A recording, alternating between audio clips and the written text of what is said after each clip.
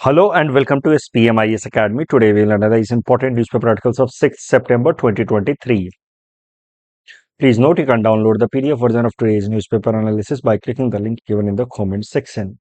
This is the list of the topics that we will be covering from today's newspaper. The first article is about name of our country, India and Bharat. क्या history है, कैसे हमारे देश का नाम पड़ा है, वो हम देखेंगे.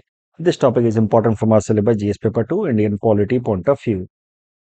तो आखिर हम लोग नेम के बारे में चर्चा ही क्यों कर रहे हैं, पहले वो समझते हैं. Let us see the current context. तो देखिए, हाल फिलहाल में एक स्पेकुलेशन शुरू हो गई है देश के अंदर कि शायद से हमारे देश का नाम इंडिया से बदल करके भारत रखा जाएगा. ऐसी स्पेकुलेशन क्यों शुरू हुई है, उसके पीछे कारण है ये इनविटेशन लेटर जो भेजा गया G20 डेलीगेट्स को for a dinner on behalf of president of India.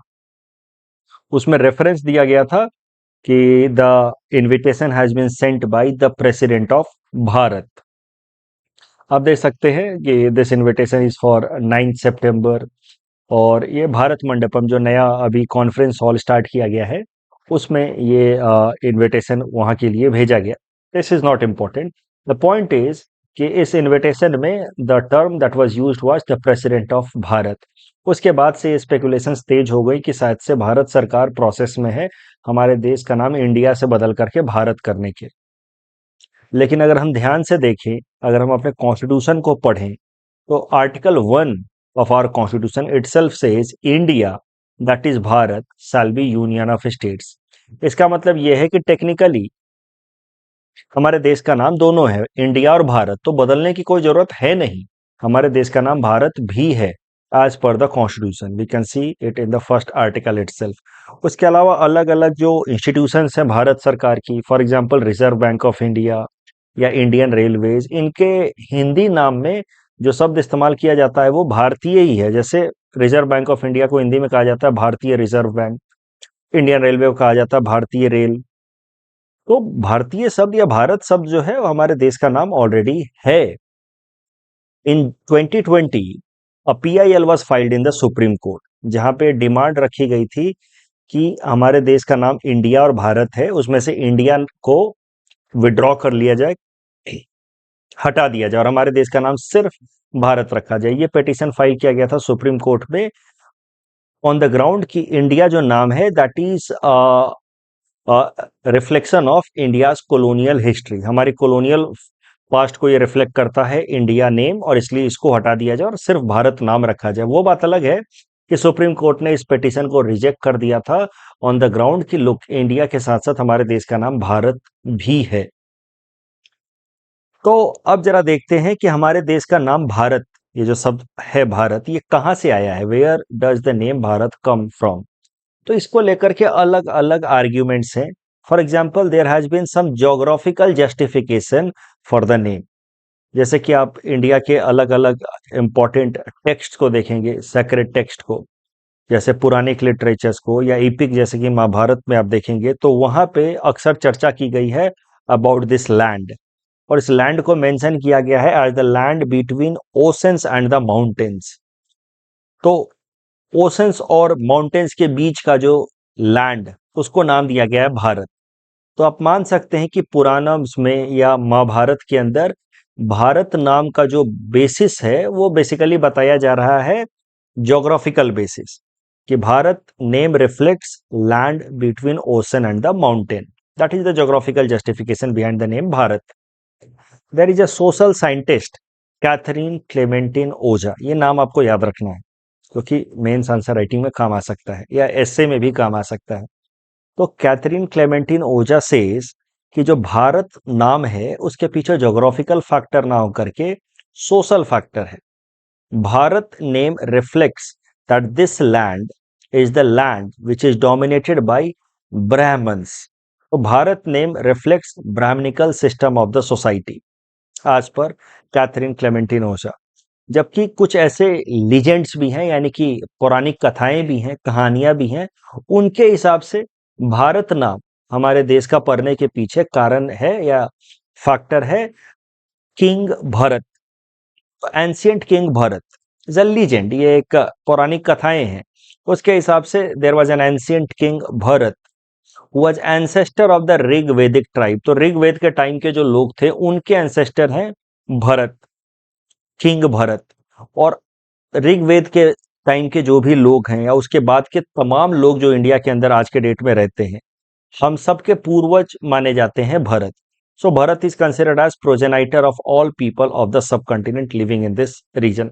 तो ये तीन अलग अलग आर्ग्यूमेंट्स हैं। Geographical factors, may be the basis behind name Bharat, social justification, maybe the name or basis behind this name, or there are some legends also, especially about the king Bharat. अब जरा देखते हैं कि हमारे देश का नाम इंडिया या हिंदुस्तान कैसे पड़ा, क्योंकि तीन नाम है बेसिकली। कॉन्स्टिट्यूशन ने दो माना है, भारत और इंडिया, बट तीन नाम से हमारे देश को रिप्रेजेंट किया जाता है, India, Bharat and Hindustan. India और हिंदुस्तान का बैकग्राउंड जरा देखते हैं कि ये नाम कहां से आया। तो देखिए, ये नाम आया है सिंधु रिवर से, जिसको हम लोग इंडस रिवर भी कहते हैं। उसको पहले सिंधु नदी नाम से जाना जाता है इन संस्कृत। तो संस्कृत भाषा के हिसाब से इस नदी को कहा जाता रहा है सिंधु नदी।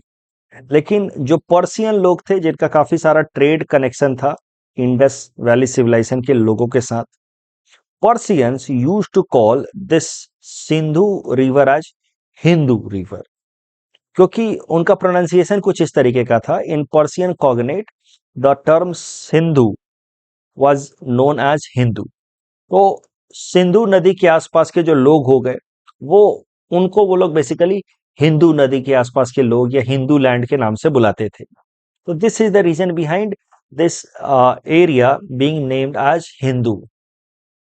तो बेसिकली ये जो पर्शियन लोग हैं, बाद में यहाँ पे किंगडम स्टैब्लिश हुई, Achaemenid kingdom. The Achaemenid kingdom started to call this region as Hindu region. Later on, Stan शब्द was suffixed by the beginning of the Christian era by 1st century AD. तो इस area का नाम पड़ गया Hindustan. But I hope the fact is very clear कि सिंधु नदी और प्रोनाउंसिएशन थोड़ा अलग था पर्शियन लोगों का, जो बाद में एक्मेनेडियंस किंगडम बना यहाँ पे, वो लोग इस एरिया को हिंदुस्तान कहते थे, हिंदुस्तान। बाद में जो ग्रीक लोग थे, क्योंकि Persians had a trade relations with Greek also. Later on, they had a lot of conflictual relations with Greek also. Persians, जिनका किंगडम एक्मेनेडियन किंगडम, और ग्रीक्स के बीच का कन्फ्लिक्ट पे ही वो मूवी बनी है 300। तो एक्मेनेडियंस और ग्रीक्स के बीच में भी काफी कन्फ्लिक्ट रहता था। तो Achaemenidians would call this land as Hindustan और हिंदू रीजन। बाद में ग्रीक लोग इस एरिया को इंडुस्तान कहने लगे, because their pronunciation was slightly different. तो सिंधु नदी संस्कृत में है, एक्मेनिडियंस के कारण इस जगह का नाम पड़ा हिंदू एरिया, और ग्रीक्स के प्रोनाउंसिएशन के कारण इस रीजन का नाम पड़ा इंदु। तो इंडस, फिर धीरे धीरे इंडस से नाम पड़ गया इस रीजन का India. So by the time Alexander invaded India, इस जगह का नाम इंडिया कहा जाने लगा था ग्रीक सोसाइटी में। तो ये है फैक्टर। भारत के पीछे तो कई सारी कहानियां हैं, geographical, social, justification and legends हैं, जबकि हिंदुस्तान के पीछे पर्शियन प्रोनाउंसिएशन इज रिस्पॉन्सिबल, जबकि इंडिया के पीछे Greeks and their way of explanation of this region is the reason behind the name of this region as India. बाद में जब मुगल्स इंडिया के ऊपर राज करने लगे, तो मुगल सल्तनत के दौरान they preferred the term Hindustan. So Mughal जो एम्पायर है, that use to call this region as Hindustan. जब ब्रिटिशर्स ने इस एरिया पे अपना पॉलिटिकल कंट्रोल जमाया, तो slowly they started to call this region as India. So Mughals preferred Achaemenidians या पर्शियन टर्म हिंदुस्तान, जबकि Britishers preferred the Greek term India. तो ब्रिटिशर्स के टाइम में इस एरिया का नाम इंडिया पड़ गया और ज्यादा प्रोमिनेंट तरीके से इंडिया लिया जाने लगा।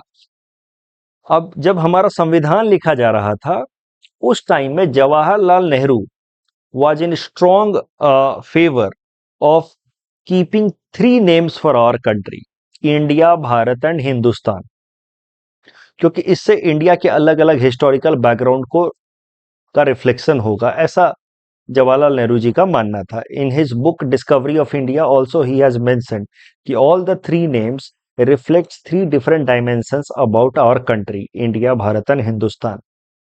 लेकिन जब हमारा संविधान लिखा जा रहा था उस टाइम में हिंदुस्तान शब्द को ड्रॉप कर दिया गया, Bharat and India were retained.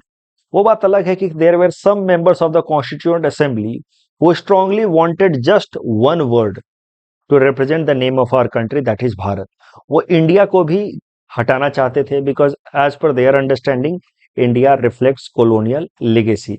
उसमें एक नाम है हरगोविंद पंत साहब का, इनको आपको याद रखना चाहिए। He was member of the constituent assembly from United province, जिसको आज के डेट में मोटा मोटा उत्तर प्रदेश कहते हैं। तो he made it clear that the people of north India wants the name of the country as Bharatvarsh and nothing else.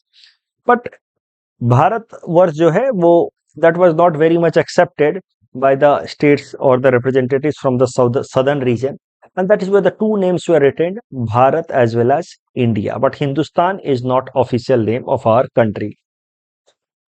तो history of name of our country, यही सारी बातें लिखी गई हैं। Why in news? Because of this address president of Bharat. But article 1 of the constitution calls India, that is Bharat, is union of states. Bharat नाम के पीछे जोग्राफिकल कॉन्सेप्ट भी है, ये भी आर्गुमेंट दिया जाता है। Sociological concept as per Catherine Clementin Ojha, she says कि Bharat represents Brahminical domination, and then there are some legends also especially associated with King Bharat. Hindustan की अगर बात की जाए या इंडिया की बात की जाए, the name has come from the Sindhu river.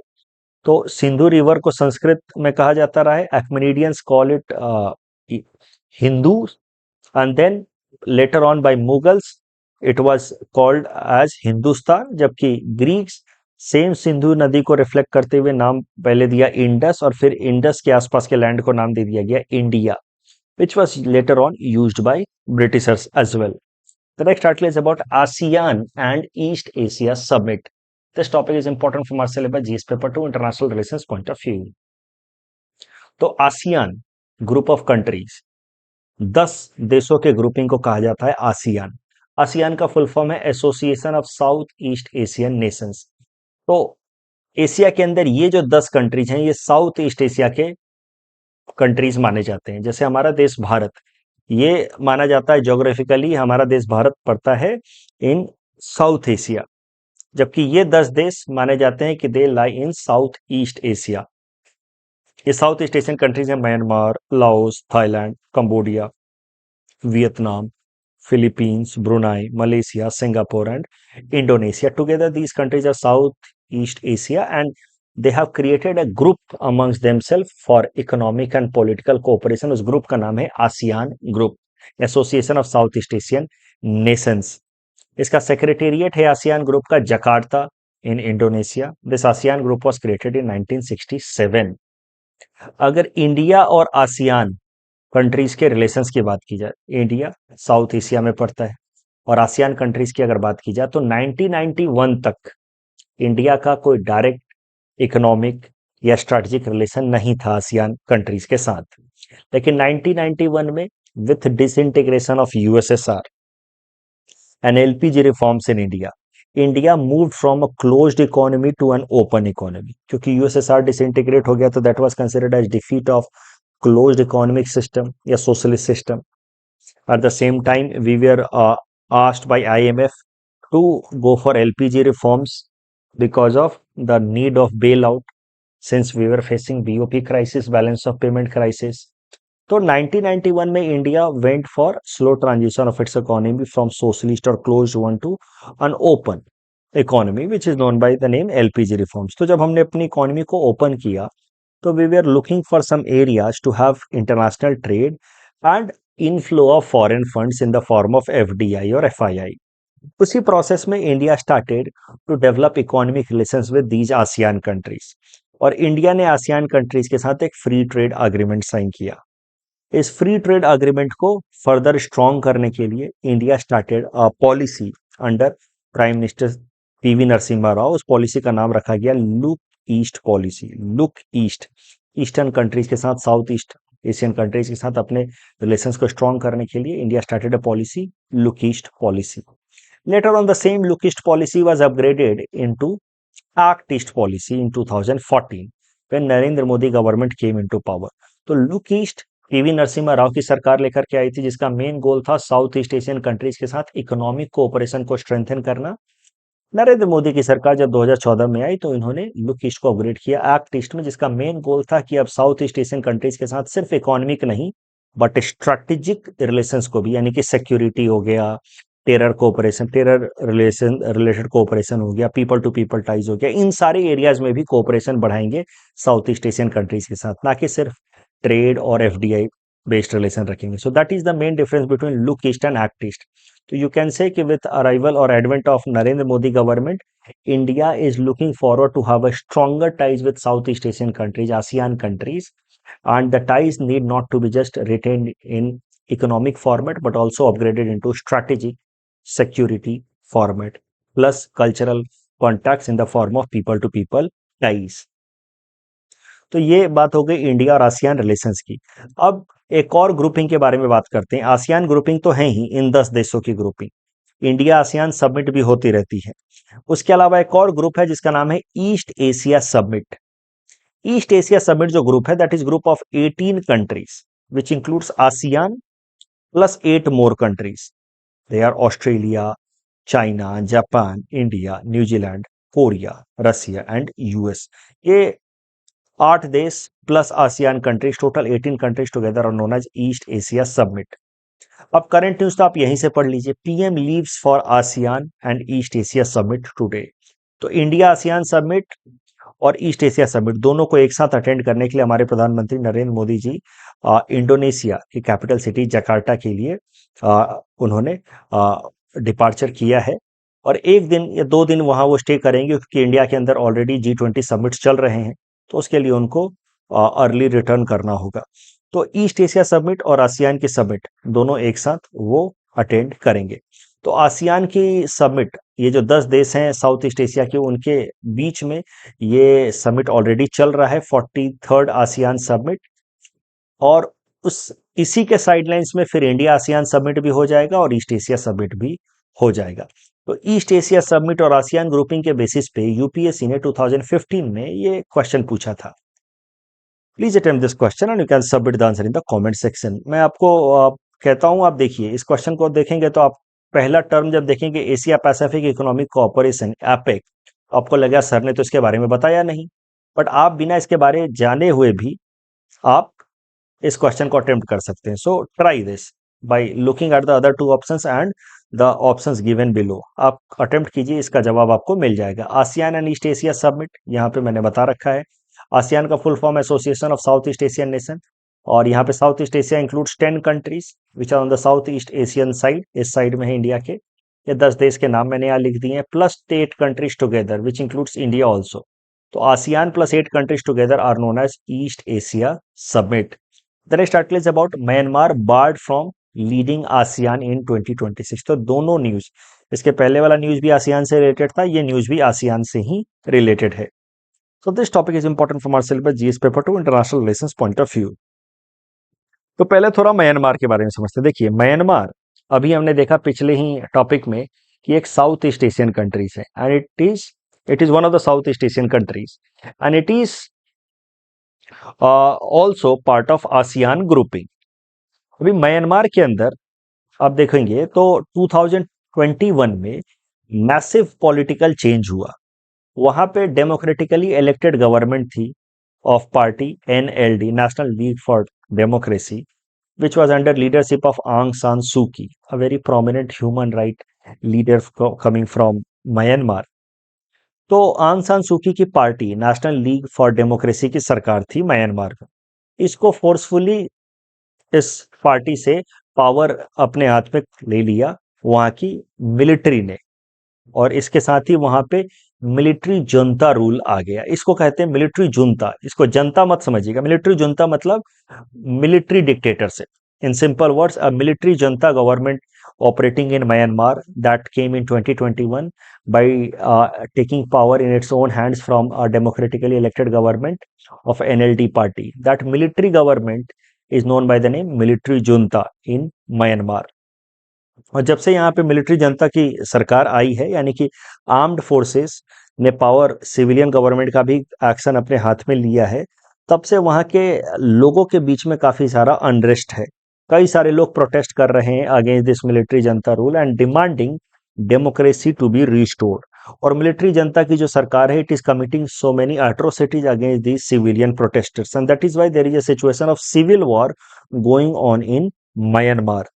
तो लगभग 2 साल से भी ज्यादा हो चुके हैं इस इवेंट को, 2.5 साल बीत चुके हैं जब से वहां पे मिलिट्री जनता की सरकार आ चुकी है, क्योंकि ये 2021 के फरवरी महीने में ये मिलिट्री कू हुआ था, तख्ता पलट जिसको कहते हैं, जहां पे मिलिट्री ने पावर अपने हाथ में ले लिया था from a democratically elected government. तब से लोग प्रोटेस्ट कर रहे हैं, तब से प्रोटेस्ट को दबाने की कोशिश हो रही है, तब से कई सारे ह्यूमन राइट्स वायलेशन हो गए in this process and that is why the ASEAN countries have decided that they will not allow Myanmar to have leadership of ASEAN grouping in 2026।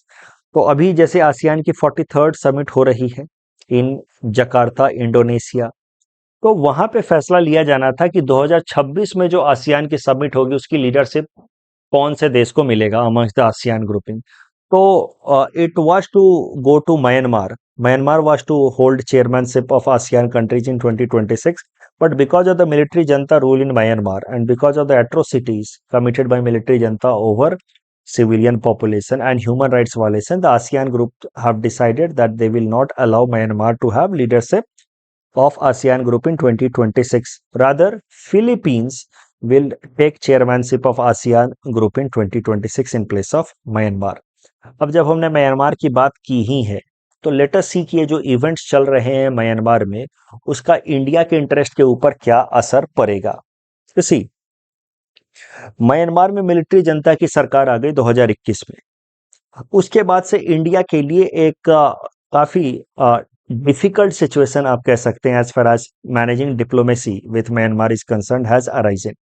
क्योंकि अगर हम मिलिट्री जनता की सरकार को कंडेम करते हैं तो उसका नुकसान ये होगा कि मिलिट्री जनता की सरकार ज्यादा क्लोज हो जाएगी चाइना से and that will increase China's influence in Myanmar and Myanmar is directly on the borders of India. तो एक तरफ से हम पाकिस्तान से तो जूझ ही रहे हैं which is all weather friend of China, दूसरी तरफ हम म्यांमार को भी अगर अपना दुश्मन बना लिए तो that means it will become more close to China and that will make bigger threats for India. India will get surrounded by its enemies from all the three sides, which we don't want obviously. तो China factor is there अगर हम military junta की सरकार को criticise करते हैं तो।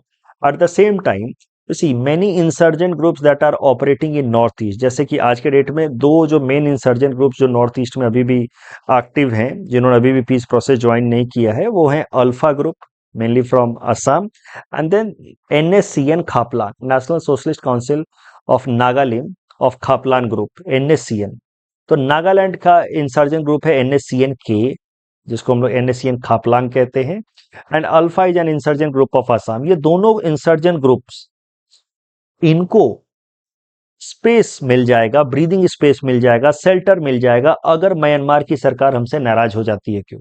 क्योंकि पहले जब म्यांमार की सरकार, जब वहां पे पिछले बार जब मिलिट्री जनता की सरकार थी, तो उस टाइम में इंडिया डायरेक्टली और openly condemn the military Janata government there, और उसका नतीजा क्या हुआ कि मिलिट्री जनता की सरकार ने यहाँ पे जो इंसर्जेंट ग्रुप्स हैं उनको अपने अपने देशों में, अपने बॉर्डर रीजन में शेल्टर देना शुरू कर दिया। और ये एरिया जो है वो काफी रग्ड टेरेन है, यहाँ पे डेंस फॉरेस्ट हैं, ब्रोकन माउंटेन्स हैं, रिवर्स हैं। तो इस एरिया में इंसर्जेंट ग्रुप्स का हाइड होकर के रहना और वक्त आने पे हमारे आर्म फोर्सेस के ऊपर, पैरामिलिट्री फोर्सेस के ऊपर अटैक करना काफी आसान है अगर उनको म्यांमार की सरकार सपोर्ट करे तो, जो हम बिल्कुल नहीं चाहते।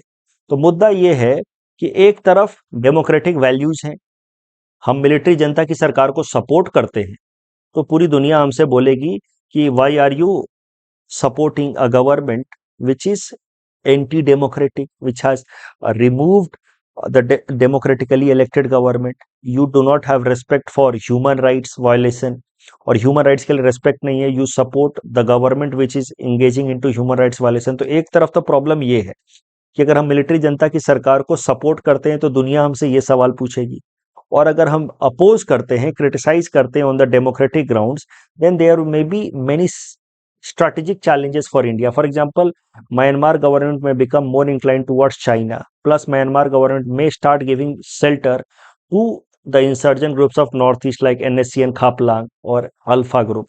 And that would create bigger economic and security challenges for India. So this is a kind of tight rope walk for India. फिर India has to manage its position between the two things. इसका सरल सा उपाय क्या हो सकता है? India should avoid any hard stand और hard statement about military junta rule. India should support the democratic transition in Myanmar but not directly by criticizing military junta rule, but India should look a democratic transition in Myanmar through some institutional process like ASEAN platform पे India democratic transition की बात कर सकता है, UNSC में India democratic transition की बात कर सकता है, but India should avoid direct criticism of military Janata in Myanmar. इसी टॉपिक के बेसिस पे मेंस प्रैक्टिस क्वेश्चन हमने आपको दे रखा है। यहाँ पे मैंने थोड़ा हिंट्स भी दे रखा है, वही सारी बातें जो हिंट्स के तौर पे दी हैं जो मैंने आपको समझाया है। तो इस क्वेश्चन को आप अटेम्प्ट करें, आंसर राइटिंग करें, रोज एक आधा आंसर लिखना जरूरी है। और Myanmar barred from chairmanship of ASEAN in 2026, यही मैंने समझाया है। How military junta rule came in 2021 replacing democratic government. Military junta has been committing atrocities on protesters demanding back democracy. Challenges for India is कि अगर Myanmar जो है that is anyway India's gateway to south east Asia, अगर हम कुछ भी criticise करते हैं मिलिट्री जनता का तो दैट में make Myanmar more incline towards China, and it may also shelter insurgent groups of northeast like Alpha or NSC and Khaplang, which might have security implications on India. The next article is about UPI and central bank digital currencies interoperability. This topic is important from our syllabus GS paper 3 Indian economy point of view. तो UPI क्या होता है ये तो सब आप जानते ही हैं, मैंने कई दफा न्यूज पेपर एनालिसिस में भी बताया, but more important than that आप अक्सर इस्तेमाल भी करते होंगे अब यूपीआई का। तो UPI is a system, the interface that allows us to transfer money from one bank account to another bank account in a very instantaneous manner. इसमें कोई बैंक अकाउंट को लिंक करके वेट करने का जरूरत नहीं पड़ता है, कूलिंग ऑफ टाइम का। इंस्टेंटेनियस तरीके से एक अकाउंट से दूसरे अकाउंट में पैसा ट्रांसफर हो सकता है विथ हेल्प ऑफ यूपीआई।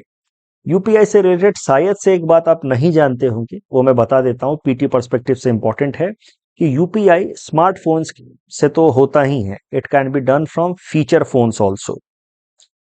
और दूसरी बात, यूपीआई ऑनलाइन मोड में तो हो ही सकता है, there are some methods IVRS system and all जिसके थ्रू ऑफलाइन मोड में भी यूपीआई का इस्तेमाल हो सकता है। और कई सारे ऐसे प्लेटफॉर्म्स हैं जो यूपीआई का इस्तेमाल करते हैं allowing us instant money transfer, जैसे कि भीम, फोन पे, पेटीएम, गूगल पे।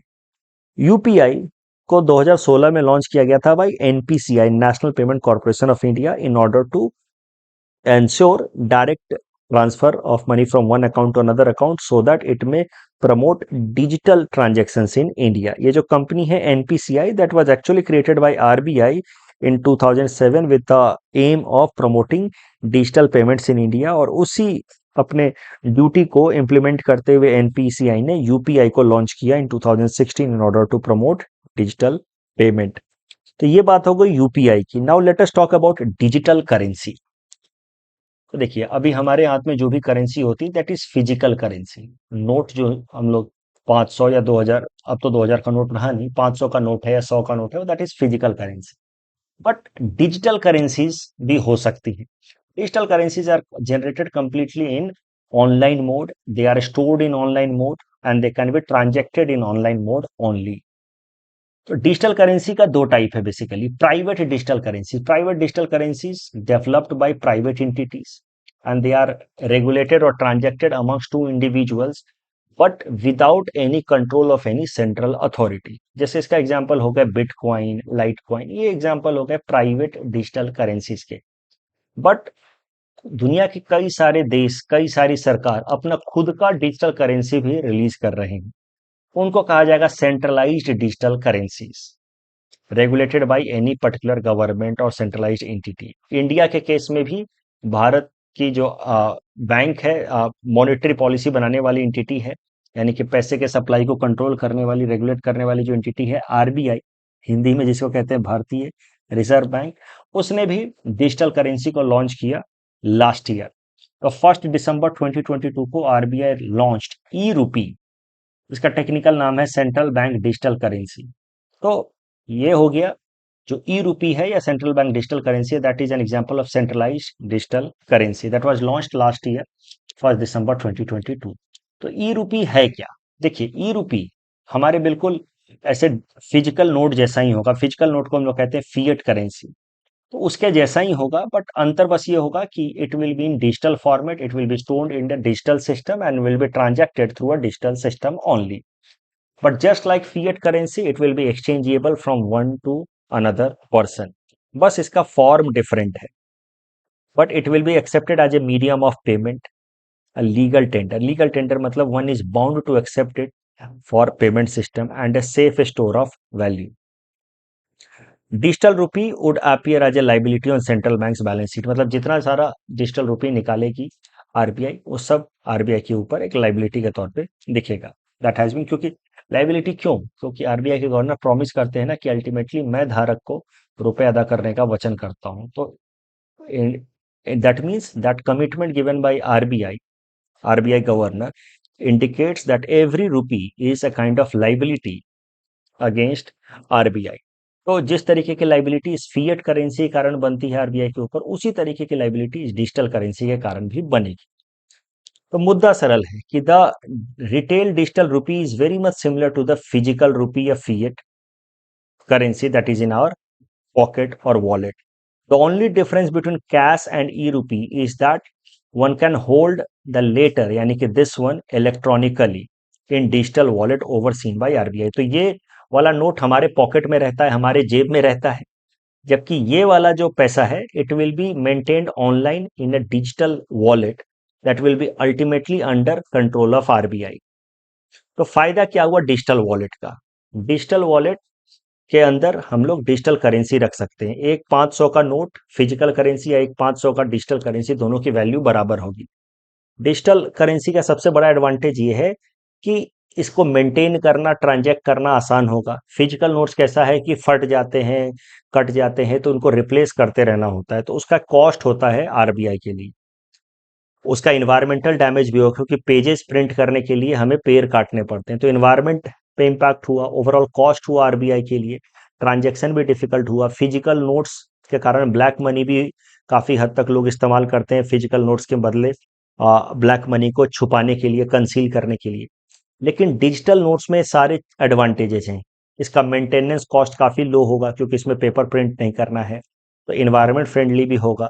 तीसरा, इसमें ब्लैक मनी का स्कोप नहीं बनता है क्योंकि ऑल द डिजिटल वॉलेट्स जिसके अंदर ये डिजिटल मनी रखा जाएगा, they are under surveillance of RBI. तो पैसा छुपाने का कोई स्कोप ही नहीं बचता है थ्रू डिजिटल ट्रांजेक्शन का. Over a period of time you will see कि after over a period of 20-30 years पूरे देश भर से हमारे ये फिजिकल करेंसी खत्म हो जाएंगी, बस बचेगा डिजिटल करेंसी. और डिजिटल करेंसी जैसे ही आ जाएगा तो आप समझिए कि ब्लैक मनी का सारा स्कोप खत्म हो जाएगा.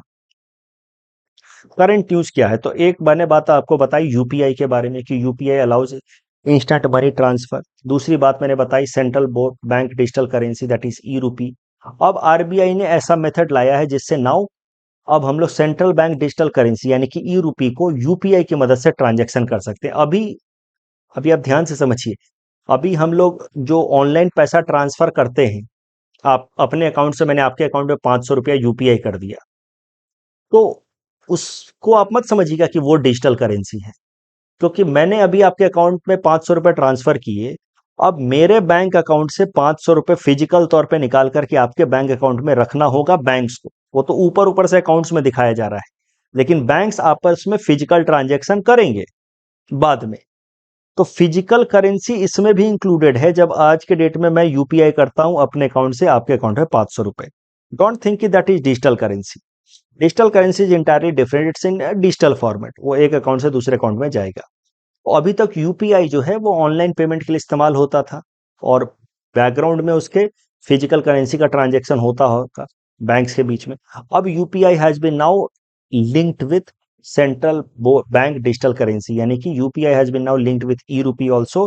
That means now user of retail digital rupee, मतलब ई रूपी के जो यूजर्स हैं, they will be able to make transactions by scanning any UPI QR at any merchant outlet. तो अभी हमें से ज़्यादातर लोग अभी ई रूपी का तो इस्तेमाल कर नहीं रहे हैं because we are not very comfortable और aware about that. But to make it more acceptable, to make it more usable, now government has or RBI has allowed linkage of UPI and e-rupee. So now we can make payment of e-rupee via UPI also. So hopefully this will allow more and more uses of e-rupee across the country. UPI और central bank digital currency दोनों के बीच के relations को यहाँ मैंने इस table में reflect कर रखा है। और नाउ ई रूपी will be used via UPI, that is the news. यही सारी बातें यहाँ लिख करके दी हैं हमने। और इससे मिलता जुलता एक प्रैक्टिस क्वेश्चन हमने यहाँ पे दे रखा है। This question was asked in UPSC prelims 2022। ये बेसिक इकोनॉमी का क्वेश्चन है, please attend this question. This question can also be done via elimination method. जो कल लैंटाना कैमरा नाम के इन्वेसिव एलियन स्पीसीज के बारे में क्वेश्चन दिया था मैंने, ये तीनों स्टेटमेंट्स करेक्ट हैं। ओनम फेस्टिवल से रिलेटेड अगेन ये दोनों स्टेटमेंट्स करेक्ट हैं। स्वनिधि स्कीम, पहला स्टेटमेंट तो करेक्ट है लेकिन दूसरा स्टेटमेंट गलत है, क्योंकि it is not by ministry of finance, it is by ministry of urban housing. तो दूसरा स्टेटमेंट गलत है। By that only we get the answer, क्योंकि पहला स्टेटमेंट सही है बट तीसरा स्टेटमेंट गलत है। तो correct answer is 1 only. That's all from our side for today. Thanks for watching.